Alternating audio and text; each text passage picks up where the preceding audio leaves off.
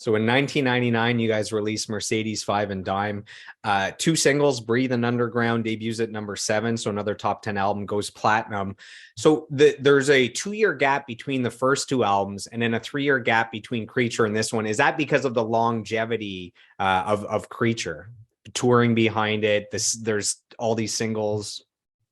Yeah, there was partly. I think it was the longevity of that, and again, at the time that Mercedes, and I believe Jeff talked about this, at the time that Mercedes this was our second record with Network as management.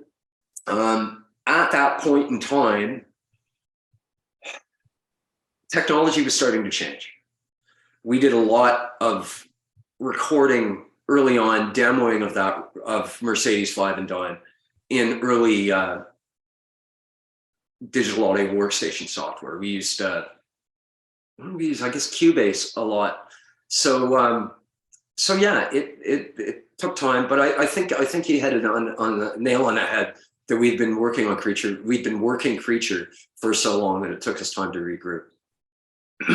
So when I listen back to Mercedes 5 and Dime, it has, I would call it a more mature sound than the first, whatever mature means. Like, if there's a progression in the sound of the band, and a little less heavy. And I found, there's kind of electronic undertones between production choices, but also between, program drums that are on there. Was that a conscious choice going into the recording of the album, that we are going to expand our sound, or it's just something that kind of happened while you were writing?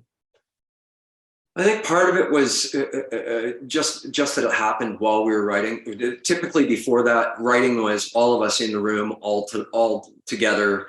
People would bring in ideas, either fully written songs or partially written, and then we'd hammer them out. Live recording, listening to it back, time-honored process. When we started with using some of the newer tools at the time, things were done more separately.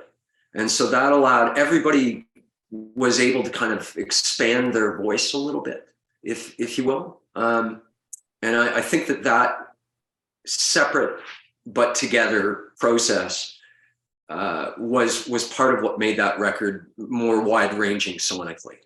But we were also working with a producer who was willing to let us in the studio when we were recording that in Piccolo Studios in Montreal, go wild a bit. The chains of effects that we were using for keyboards, for example, we didn't meet a song. We didn't try, taking the Hammond B3, running that through the Leslie, running another keyboard through the Leslie, running it through a pedal, doing this. It was a crazy creative record for us.